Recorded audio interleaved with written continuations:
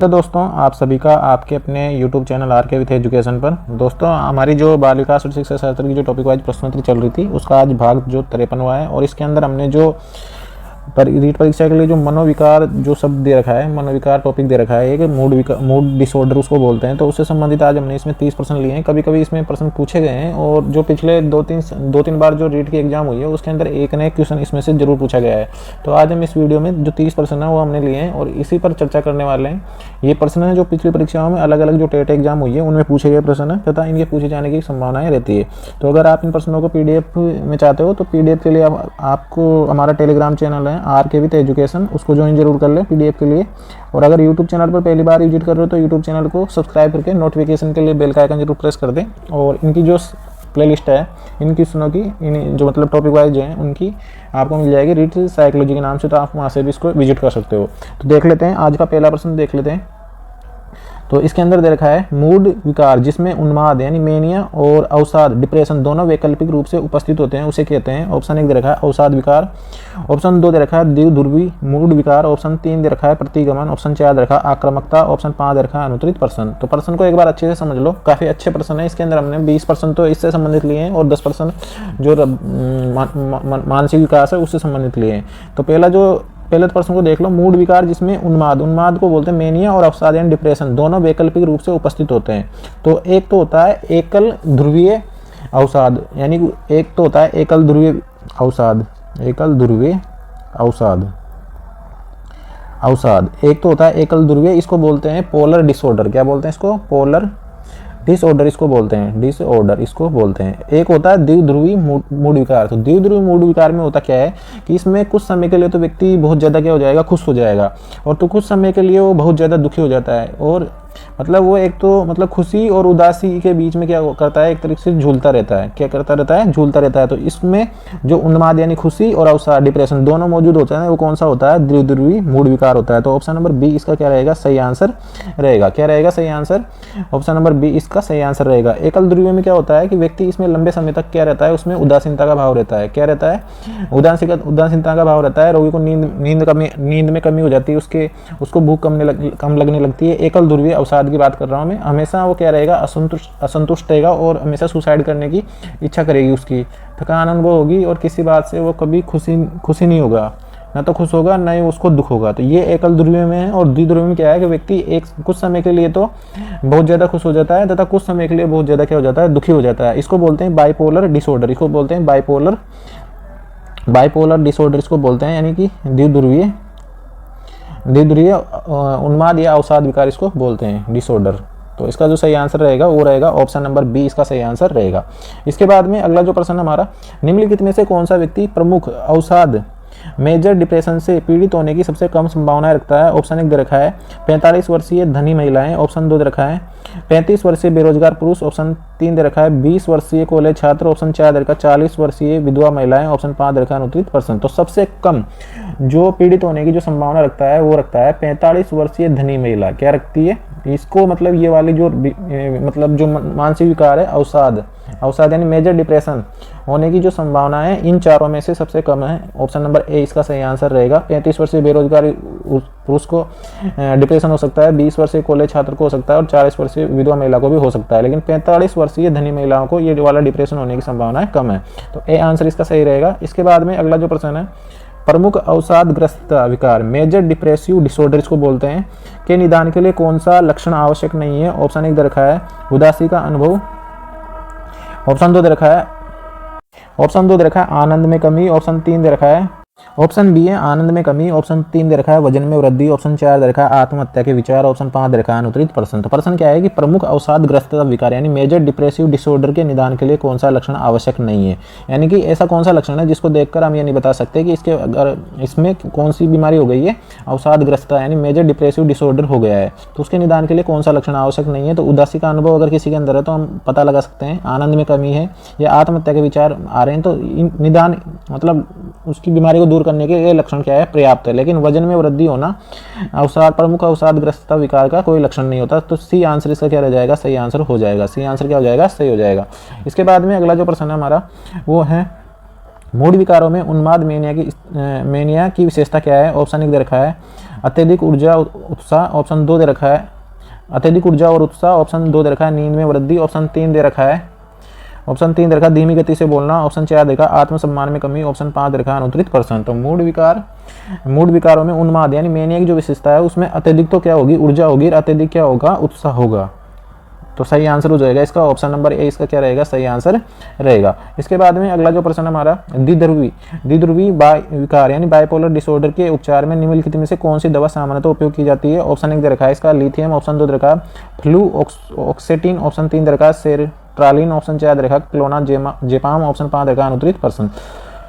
तो द्विध्रुवी जो bipolar disorder होता है उसके उपचार में लिथियम जो दवा है वो उपयोग में ली जाती है। इसके अलावा इसके जो लक्षण इसके उपचार के लिए एक विद्युत आघात चिकित्सा है वो भी उपयोग की जाती है। इसको विद्युत आघात चिकित्सा बोलते हैं, ECT इसको बोलते हैं चिकित्सा, इसका भी इसमें उपयोग किया जाता है। ECT बोलते हैं इसको, यानी इलेक्ट्रो कॉम्प्लेक्सिव थेरेपी, ऐसे नाम है इसका।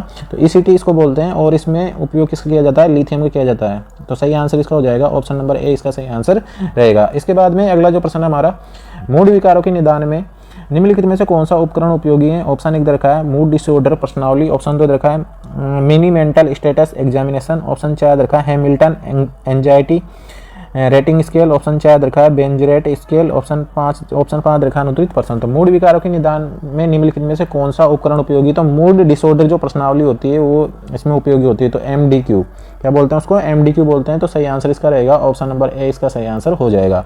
इसके बाद में अगला जो प्रश्न है प्रमुख अवसादग्रस्तता मेजर डिप्रेसिव डिसऑर्डर के निदान के लिए लक्षणों की न्यूनतम अवधि क्या होनी चाहिए? तो ऑप्शन 1 दे रखा है 1 सप्ताह, ऑप्शन 2 दे रखा है 2 सप्ताह, ऑप्शन 3 दे रखा है 1 महीना, ऑप्शन 4 दे रखा है 6 महीने, ऑप्शन 5 दे रखा है अनुत्तरित प्रश्न। तो इसका सही आंसर रहेगा वो रहेगा 2 सप्ताह। कितनी अवधि होनी चाहिए निदान के लिए? निदान के लिए लक्षणों की न्यूनतम अवधि कितनी होनी चाहिए? 2 सप्ताह होनी चाहिए, यानी कि 14 दिन कम से कम होने चाहिए, 14-15 दिन। तो बी आंसर इसका सही आंसर हो जाएगा। इसके बाद में अगला जो प्रश्न हमारा द्विध्रुवी विकार यानी बाइपोलर डिसऑर्डर में उन्माद मेनिया और अवसाद डिप्रेशन के बीच की अवधि को क्या कहते हैं? ऑप्शन 1 दे रखा है मिश्रित अवस्था, ऑप्शन 2 दे रखा है हाइपोमेनिया, ऑप्शन 3 दे रखा है यूथाइमिया, ऑप्शन 4 दे रखा है डिस्फोरिया, ऑप्शन 5 दे रखा है अनुत्तरित प्रश्न। तो द्विध्रुवी विकार बाइपोलर डिसऑर्डर में उन्माद यानी मेनिया और अवसाद डिप्रेशन के बीच की अवधि को क्या कहते हैं? तो उसको बोलते हैं यूथाइमिया। क्या बोलते हैं उसको? यूथाइमिया बोलते हैं। तो सी आंसर इसका क्या रहेगा? सही आंसर रहेगा। सही आंसर हो जाएगा इसका यूथाइमिया, सी आंसर। इसके बाद में अगला जो प्रश्न है मूड विकारों में हाइपोमेनिया की विशेषता क्या है? ऑप्शन 1 दे रखा है उन्माद से कम गंभीरता, ऑप्शन 2 दे रखा है प्रमुख अवसाद से अधिक गंभीरता, ऑप्शन 4 दे रखा है सामान्य मूड, ऑप्शन 4 दे रखा है मनोविकृति, ऑप्शन 5 दे रखा है अनुत्तरित प्रश्न। तो मूड विकारों में हाइपोमेनिया यानी कि उन्माद से कम गंभीरता, इसका सही आंसर क्या रहेगा? उन्माद से कम गंभीरता। सही आंसर हो जाएगा इसका ऑप्शन नंबर ए, इसका सही आंसर रहेगा। ए आंसर इसका सही हो जाएगा।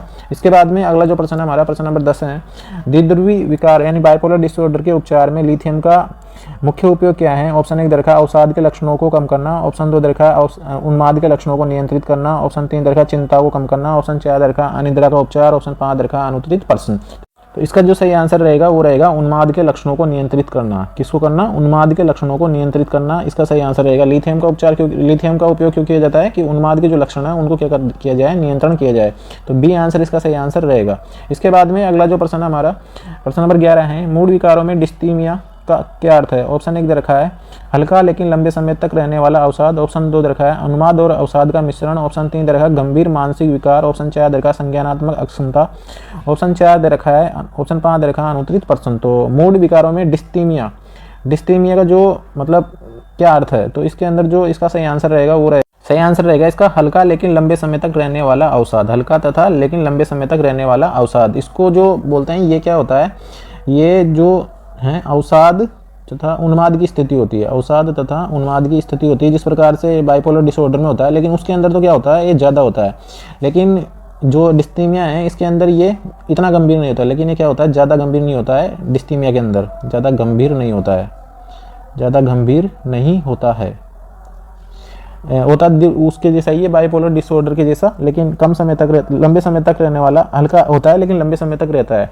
लेकिन इसमें फिर क्या होता है कि हम ऐसा सोचते हैं कि इस व्यक्ति का स्वभाव ही ऐसा है कभी कभी हमारे सामने होता है ना कि कुछ लोग मतलब खुश होते हैं, कभी कभी थोड़े दुखी हो जाते हैं, तो हम क्या सोचते हैं कभी कभी कि इसका स्वभाव ही ऐसा है कि कभी तो ये खुश रहता है, कभी ये उदास रहता है, लेकिन हल्का होता है, ये उतना मतलब खतरनाक नहीं होता जैसा उसमें होता है बाइपोलर डिसऑर्डर में। उसमें तो व्यक्ति क्या होता है, कुछ समय के लिए तो एकदम से खुश हो जाएगा, बहुत ज़्यादा खुश हो जाएगा, और कुछ समय के बाद में वो इतना डिप्रेशन में चला जाएगा कि जैसे उसके मन में मरने के, मृत्यु के विचार आने लग जाएंगे, या फिर और भी कुछ करने की सोचने लग जाएगा। लेकिन इसके अंदर ये है कि हल्का तो होता है लेकिन लंबे समय तक रहने वाला है। तो ए आंसर इसका सही आंसर हो जाएगा। इसके बाद में अगला जो प्रश्न हमारा प्रश्न नंबर 12 है, मेजर डिप्रेसिव डिसऑर्डर का मुख्य लक्षण क्या है। ऑप्शन 1 दे रखा है ऊर्जा में वृद्धि, ऑप्शन 2 दे रखा है सामान्य नींद, ऑप्शन 3 दे रखा है दैनिक गतिविधियों में रुचि की कमी होना, ऑप्शन 4 दे रखा है बार बार में रोना, और ऑप्शन 5 दे रखा है अनुत्रित।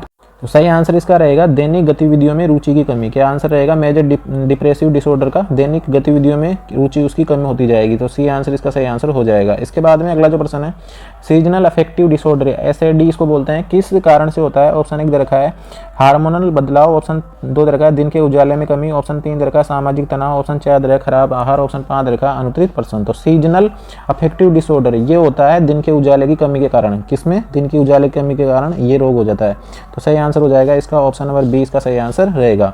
इसके बाद में अगला जो प्रश्न है, अगला प्रश्न है कि मूड विकारों के उपचार में ECT का क्या मतलब है। ऑप्शन 1 दे रखा है इलेक्ट्रो कैप्सूल थेरेपी, ऑप्शन 2 दे रखा है इलेक्ट्रो कंपल्सिव थेरेपी, ऑप्शन 3 दे रखा है एनर्जी ट्रांसक्रेस्टेशन थेरेपी, ऑप्शन 4 दे रखा है इलेक्ट्रिक कंप्रेशन थेरेपी, ऑप्शन 5 दे रखा है अनुत्रित प्रश्न। तो मूड विकारों के उपचार में ECT मैंने आपको बताया, इसको हिंदी में तो बोलते हैं विद्युत आघात चिकित्सा।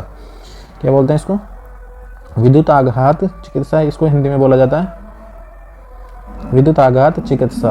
और इसको जो अंग्रेजी में इसका नाम है वो है इलेक्ट्रो कंपल्सिव थेरेपी। तो सही आंसर हो जाएगा इसका इलेक्ट्रो कंपल्सिव थेरेपी, इसको सही आंसर रहेगा। ऑप्शन नंबर 20 का सही आंसर हो जाएगा। इसके बाद में और ये उपयोग किस में होती है, ये बाइपोलर डिसऑर्डर में उपयोग किया जाता है। इसको बाइपोलर डिसऑर्डर में एक तो ये वाली जो तकनीक है, और एक किसका उपयोग किया जाता है, लिथियम का। एक किससे किया जाता है, लिथियम का, जो क्या करता है उन्माद के लक्षणों को कम करने नियंत्रित करता है। तो लिथियम का और विद्युत आघात चिकित्सक का उपयोग किया जाता है बाइपोलर डिसऑर्डर में। तो बी आंसर इसका सही हो जाएगा। इसके बाद में अगला जो प्रश्न है हमारा, उन्माद के दौरान व्यक्ति की मानसिक स्थिति क्या होती है। ऑप्शन 1 दे रखा है अत्यधिक खुशी और आत्मविश्वास, ऑप्शन 2 दे रखा है आत्महत्या, ऑप्शन 3 आत्महत्या की प्रवृत्ति, ऑप्शन 3 दे रखा है सामान्य मूड, ऑप्शन 4 दे रखा है सुस्ती, ऑप्शन 5 दे रखा है अनुत्रित प्रश्न। तो उन्माद यानी मेनिया के दौरान व्यक्ति की मानसिक स्थिति होती है, तो वो क्या होगा, अत्यधिक खुशी से और आत्मविश्वास होगा। उसके अंदर क्या होगा, अत्यधिक खुशी और आत्मविश्वास होगा। तो सही आंसर इसका क्या रहेगा, ए इसका सही आंसर रहेगा। क्या रहेगा सही आंसर, ए इसका सही आंसर रहेगा। इसके बाद में अगला जो प्रश्न है, साइक्लोथाइमिया विकार का संबंध है। ऑप्शन 1 दे रखा है प्रमुख अवसाद और सामान्य मूड का बदलाव, ऑप्शन 2 दे रखा है हल्के उन्माद और हल्के अवसाद का चक्र, ऑप्शन 3 दे रखा है उन्माद का उच्च स्तर, ऑप्शन 4 दे रखा है नींद के विकार, ऑप्शन 5 दे रखा है अनुत्रित प्रश्न। तो साइक्लोथाइमिया का विकार का जो संबंध है वो किससे है, तो इसका जो सही आंसर रहेगा वो रहेगा, इसका जो सही आंसर है वो रहेगा बी, हल्के उन्माद तथा हल्के अवसाद का चक्र। इसके मतलब ये है कि हल्का उसको क्या लगेगा, हल्की कभी कभी उसको मतलब थोड़ी खुशी होगी, और कभी कभी उसका क्या होगा, थोड़ा सा डिप्रेशन में चल जाएगा, और ये जो चक्र है चलता रहेगा, मतलब मूड स्विंग होता रहेगा उसका। तो बी आंसर इसका क्या रहेगा, सही आंसर रहेगा। बी आंसर इसका सही आंसर हो जाएगा। इसके बाद में अगला प्रश्न है, जो उन्माद है, उन्माद या इसको बोलते हैं मेनिया, उन्माद या मेनिया, इसको जो एक शब्द और दे रखा है इसको बोलते हैं खुशी की लहर। क्या बोलते हैं इसको, खुशी की लहर से भी इसको मतलब संज्ञा दे रखी है इसकी, खुशी की लहर। इसके अंदर होता क्या है कि संवेगात्मक व्यवहार में असामान्य परिवर्तन होता है। इसमें व्यक्ति अत्यधिक सक्रिय हो जाता है और अचानक से असामान्य व्यवहार प्रदर्शित करने लग जाता है।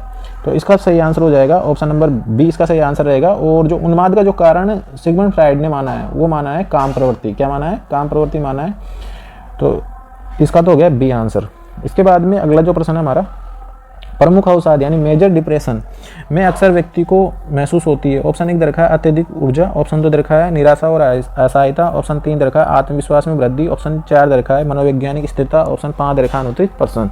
तो प्रमुख अवसाद यानी मेजर डिप्रेशन में अक्सर व्यक्तियों को क्या महसूस होगी, निराशा और असहायता। क्या होगी, निराशा और असहायता। हमारे सामने भी काफ़ी सारे कभी कभी ऐसे एग्जाम्पल देखने को मिल जाते हैं, जो कोई व्यक्ति अगर अपने जीवन में सफल नहीं हो पाते तो वो एकदम निराशा से, और ऐसा उनको ऐसा लगता है कि ऐसा ही है वो बिल्कुल। तो कभी कभी उनके मन में मतलब ऐसे बार बार में या तो वो सुसाइड करने की सोचेगा, या फिर वो निराशा से ग्रसित रहेगा, या फिर रोने लग जाएगा। तो ऐसी जो घटनाएं देखने को मिलती है वो मेजर डिप्रेशन में देखने को मिलती है। इनकी अलग से मतलब मनोचिकित्सक इनका इलाज करते हैं, और इनकी अलग से जो दवाइयाँ वो भी चलती है। तो बी आंसर इसका सही आंसर रहेगा।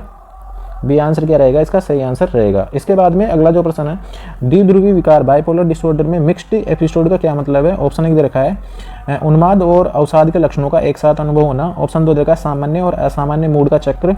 ऑप्शन 3 दे रखा है उन्माद के लंबे चरण। ऑप्शन 4 दे रखा है हल्के अवसाद का अनुभव। ऑप्शन 5 दे रखा है अनुत्तरित प्रश्न। तो इसका जो सही आंसर रहेगा, सही आंसर रहेगा इसका उन्माद और अवसाद के लक्षणों का एक साथ अनुभव। एक साथ यानी कि एक साथ उसको दुख भी होगा और खुशी भी होगी।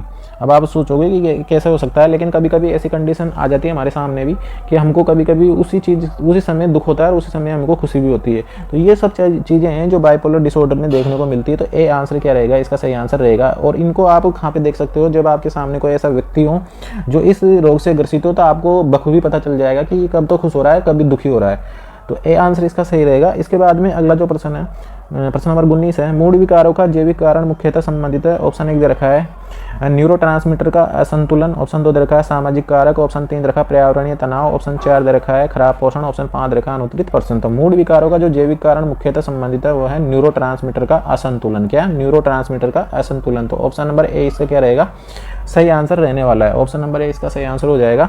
इसके बाद में अगला जो प्रश्न है, ये कुछ जो प्रश्न है 5-7 प्रश्न और हैं इसके अंदर। तो ये हमारे जो बाल विकास हैं और उसका जो मानसिक विकास उसके अंदर टॉपिक है उससे संबंधित है। तो बाल विकास में संज्ञानात्मक विकास का अर्थ है। ऑप्शन 1 दे रखा है बाल विकास में संज्ञानात्मक विकास का अर्थ है। तो ऑप्शन 1 दे रखा शारीरिक विकास। ऑप्शन 2 दे रखा मानसिक विकास। ऑप्शन 3 दे रखा सामाजिक विकास। ऑप्शन 4 दे रखा नैतिक विकास। ऑप्शन 5 दे रखा अनुत्तरित प्रश्न। तो बाल विकास में संज्ञानात्मक विकास का जो अर्थ है वो है मानसिक विकास। क्या है, मानसिक विकास। तो बी आंसर क्या हो जाएगा, इसका सही आंसर हो जाएगा। बी आंसर क्या रहेगा, सही रहेगा। इसके बाद में प्रश्न नंबर हमारा जो 21 है वो है पियाजे के अनुसार मूर्त संक्रियात्मक अवस्था की जो आयु सीमा है वो कितनी है। तो ऑप्शन 1 दे रखा है 2 से 7 वर्ष। ऑप्शन 3 दे रखा है 7 से 11 वर्ष। ऑप्शन जो 3 दे रखा है वो दे रहा है 11 से 15। और ऑप्शन 5 दे रखा है, ऑप्शन 4 दे रखा है 15 से 18। ऑप्शन 5 दे रखा है अनुत्तरित प्रश्न। तो पियाजे के अनुसार मूर्त संक्रियात्मक अवस्था, तो पियाजे ने कितनी अवस्थाएं बताई है, पियाजे ने पहले तो 4 अवस्थाएं बताई। तो ये आपको याद होनी चाहिए। पियाजे बहुत ही ज़्यादा इंपॉर्टेंट टॉपिक है रीट एग्जाम की दृष्टि से और भी जो शिक्षक भर्तियाँ हैं उनकी दृष्टि से भी। तो पहली जो अवस्था है वो है सेंसरी मोटर स्टेज यानी संवेदी गामक अवस्था, उसको हिंदी में बोलते हैं संवेदी गामक अवस्था। और इसकी जो एज है वो है 2 से 7 वर्ष। और उसके बाद में है पूर्व संक्रियात्मक अवस्था, इसको प्री ऑपरेशनल कंडीशन स्टेज बोलते हैं, प्री ऑपरेशनल। तो पूर्व संक्रियात्मक अवस्था, इसकी जो आयु है वो है 7 से 11 वर्ष। इसके बाद में है कंक्रीट, कंक्रीट का मतलब मूर्त संक्रियात्मक अवस्था। तो मूर्त संक्रियात्मक जो अवस्था है इसकी जो एज है वो है 11 से 13 वर्ष। जी अरे थोड़ा सा, ये संवेदीगामक जो अवस्था है ये है 0 से 2 वर्ष। और पूर्व संक्रियात्मक जो अवस्था है ये है 2 से 7 वर्ष, 7 वर्ष। इसके बाद में जो मूर्त संक्रिया अवस्था है वो 7 से 11 वर्ष, सॉरी थोड़ा सा। इसके बाद में जो अमूर्त संक्रियात्मक अवस्था है या इसको फॉर्मल ऑपरेशन स्टेज भी बोलते हैं। तो अमूर्त संक्रिया अवस्था जो है ये 11 से 13 वर्ष। तो 2 से 7 वर्ष तो हो गई हमारी कौन सी, ये हो जाएगी प्री ऑपरेशनल 2 से 7 वाली। और मूर्त संक्रिया हो जाएगी 7 से 11 वर्ष। तो बी आंसर इसका सही आंसर रहेगा। बी क्या हो जाएगा, इसका सही आंसर हो जाएगा। इसके बाद में अगला जो प्रश्न हमारा प्रश्न नंबर 22 है, संज्ञानात्मक असंतुलन का सिद्धांत किसने प्रस्तुत किया। ऑप्शन 1 दे रखा कोहलबर्ग। ऑप्शन 2 दे रखा पियाजी। ऑप्शन 3 दे रखा है वाइगोत्स्की। ऑप्शन 4 दे रखा स्किनर। ऑप्शन 4 दे रखा है स्किनर। ऑप्शन 5 दे रखा है अनुत्तरित प्रश्न। सही आंसर रहेगा इसका जीन पियाजे। तो सही आंसर हो जाएगा इसका ऑप्शन नंबर बी, इसका सही आंसर रहेगा। इसके बाद में अगला जो प्रश्न है हमारा, प्रेरणा शब्द का अर्थ क्या है। ऑप्शन 1 दे रखा है सीखना। ऑप्शन 2 दे रखा है सिखाना। ऑप्शन 3 दे रखा है प्रेरित करना। ऑप्शन 4 दे रखा है अनुकरण करना। ऑप्शन 5 दे रखा है अनुत्तरित प्रश्न। तो प्रेरणा शब्द का जो अर्थ है वो है प्रेरित करना यानी मोटिवेशन। तो प्रेरणा का शब्द का अर्थ हो गया प्रेरित करना। सी आंसर इसका सही आंसर रहेगा। इसके बाद में अगला जो प्रश्न है, सामाजिक अधिगम का सिद्धांत किसने प्रस्तुत किया। ऑप्शन 1 दे रखा है बंडूरा। ऑप्शन 2 दे रखा है पावलो। ऑप्शन 3 दे रखा है थॉर्नडाइक। ऑप्शन 4 दे रखा है वाटसन। ऑप्शन 5 दे रखा है अनुत्तरित प्रश्न। तो सामाजिक अधिगम सिद्धांत का जो प्रतिपादन किया है वो किया है अल्बर्ट बांडूरा ने। तो ए आंसर इसका सही रहेगा। हमारी जो अगली यूनिट है वो इसी से संबंधित है। तो हम आने वाले जो भाग होंगे उसके अंदर हम अधिगम से संबंधित जितने भी प्रश्न एग्जाम पूछे गए हैं, काफ़ी सारे अधिगम का टॉपिक और एक जो वृद्धि और विकास का जो टॉपिक है काफ़ी इंपॉर्टेंट टॉपिक है। तो इनसे संबंधित हम जितने प्रश्न पूछे गए उनको आगे हल करने का प्रयास करेंगे। तो इसका तो यह आंसर सही रहेगा। इसके बाद में अगला जो प्रश्न है हमारा, सकारात्मक पुनर्बलन का अर्थ क्या है। ऑप्शन 1 दे रखा है दंड देना। ऑप्शन 2 दे रखा है पुरस्कार देना, ऑप्शन 3 दर का उपेक्षा करना, ऑप्शन 4 दर का आलोचना करना, ऑप्शन 5 दर का अनुत्तरित प्रश्न। तो सकारात्मक पुनर्बलन का जो अर्थ है वो है पुरस्कार देना। क्या है? पुरस्कार देना। तो ए आंसर इसका, बी आंसर क्या हो जाएगा? इसका सही आंसर रहेगा, बी क्या रहेगा? इसका सही आंसर रहेगा। तो दोस्तों ये थे आज के हमारे जो 25 प्रश्न हमने इसमें लिए हैं। ज़्यादातर जो प्रश्न है मूड डिसऑर्डर से हैं। तो अगला और एक भाग और करेंगे हम, उसके अंदर भी जो भी प्रश्न मनोविकार या मूड डिसऑर्डर से संबंधित जो पूछे गए हैं उन पर चर्चा करेंगे। और ये जो प्रश्न है कभी कभी एग्जाम में पूछ लिए गए हैं। 2018 से इस प्रकार के जो प्रश्न हैं उनकी शुरुआत हुई थी और आजकल ऐसे प्रश्न पूछे भी जा रहे हैं एग्जाम में, थोड़ा सा हटके प्रश्न एग्जाम में लिए जाते हैं। तो अगर आप इन प्रश्नों की अगर पीडीएफ चाहिए आपको, तो पीडीएफ के लिए आप हमारा जो टेलीग्राम चैनल है आरके विथ एजुकेशन, उसको ज्वाइन जरूर कर लें। लिंक उसको आपको डिस्क्रिप्शन में मिल जाएगा, आप जाके सर्च भी कर सकते हो। और इनकी जो प्लेलिस्ट है वो आपको रीड साइकोलॉजी के नाम से मिल जाएगी। इसके अलावा हमने जो रीड टीचिंग मेथड की जो क्लासेस चालू कर रखी है आप उनको जरूर देखें, क्योंकि थ्योरी पढ़ने के बाद में एमसीक्यू प्रश्न करना बहुत ज़्यादा जरूरी है, तभी जाके आपके अच्छे नंबर आएंगे। और ऐसे वीडियो देखने तथा जॉब संबंधी और भी अन्य अपडेट के लिए आप हमारे यूट्यूब चैनल बने रहें तथा यूट्यूब चैनल को शेयर जरूर करें।